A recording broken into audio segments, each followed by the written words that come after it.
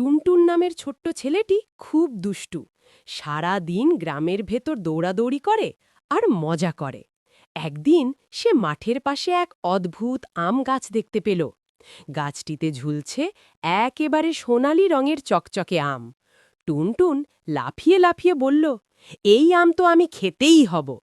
কিন্তু গাছে ওঠার সঙ্গে সঙ্গেই গাছ কেঁপে উঠল আর গলা খুলে বলল, আমি জাদুর আম গাছ। আমার আম খেতে চাইলে ৩টি ধাঁধার উত্তর দিতে হবে। টুনটুন একটু ভয় পেলেও মাথা চুলকিয়ে বলল, ঠিক আছে, আমি চেষ্টা করব।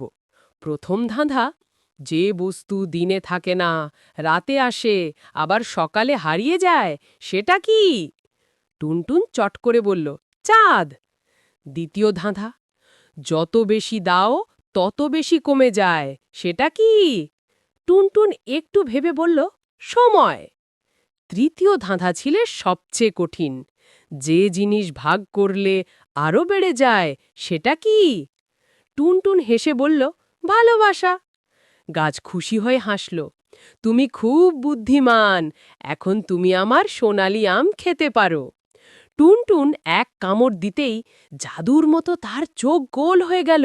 সে হঠাৎ আকাশে উড়তে শুরু করল। গ্রামের বাচ্চারা তাকিয়ে হাসতে লাগল। টুনটুন আকাশ থেকে হাত নেড়ে বলল, দেখো, আমি এখন উড়ন্ত টুনটুন। এরপর থেকে টুনটুন আর দুষ্টুমি কম করে। তবে যখনই বন্ধুদের সাথে থাকে তখন জাদুর আম গাছের গল্প শোনাতে ভোলে না।